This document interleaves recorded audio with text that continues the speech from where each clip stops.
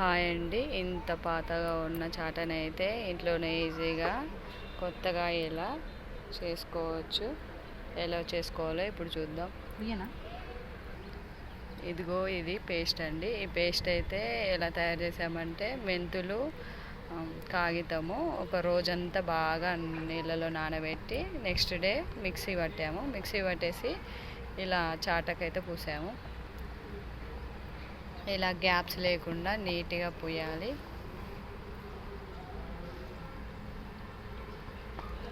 అది గట్టిగా అనిపిస్తే మధ్య మధ్యలో కొంచెం వాటర్ చల్లుకుంటూ స్ప్రెడ్ చేయాలి.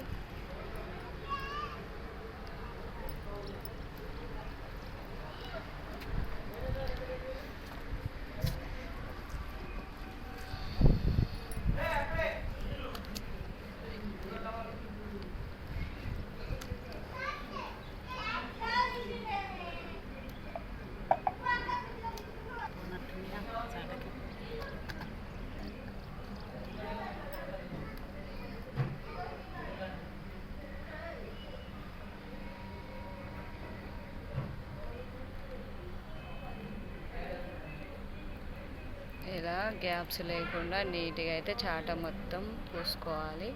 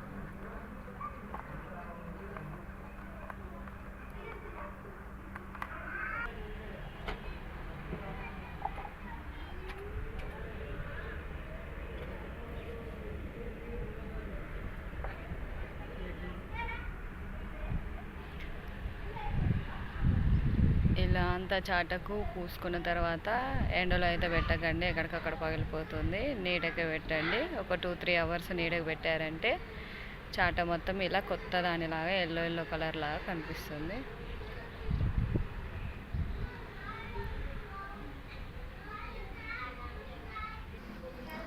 ఇలా ఇంట్లోనే ఈజీగా చాటనైతే ఇలా మెంతులు కాగితంతో ఇలా నీట్గా కొత్త దానిలాగా చేసుకోవచ్చు. మీరు కూడా ఇంట్లో తప్పకుండా ట్రై చేయండి. నచ్చితే మా ఛానల్ సబ్స్క్రైబ్ చేసుకోండి. బాయ్.